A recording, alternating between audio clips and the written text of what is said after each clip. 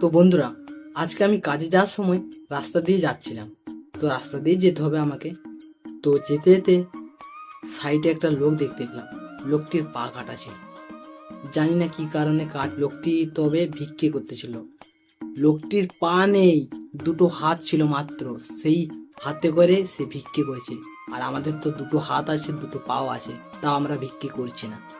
তো তাকে দেখে আমার খুব কষ্ট হয়েছিল, খুব মন খারাপ হয়েছিল, খুব আর কি আছে জানি না।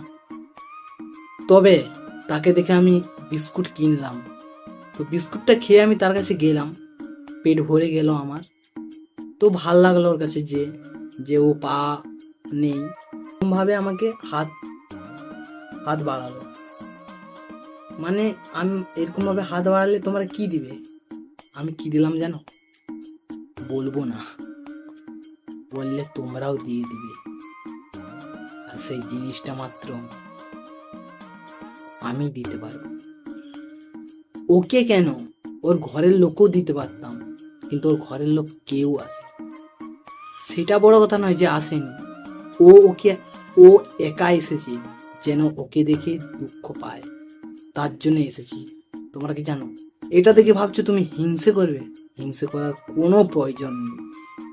যে যেমন সে তেমনই করছে, এটাই সঠিক পথ। এভাবে যদি ও না চলে তাহলে ওকে কেউ সাহায্যই করবে না। অতএব আমি সাহায্য করেছি। সাহায্যটা কি করেছি? ওকে আমি দেখেছি, ওকে দু চোখ দিয়ে আমি দেখেছি। আর ও ওটার জন্য এসেছে, রাস্তা দিয়ে বেরিয়েছে যেন ওকে দেখে। ভিক্ষে তো যেহো দিয়ে দিবে, কিন্তু দেখবে কজন, দেখবে কজন, তার জন্য আমি দেখেছি। হ্যাঁ, আমার মনটা ভালো তাই দেখেছি, আর দুঃখও লেগেছে কিন্তু সত্যি কথা বলতে।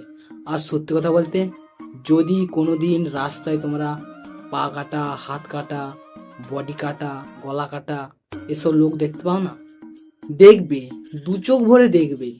দেখলে কোনো ক্ষতি নেই, তোমরা সবাই দেখো।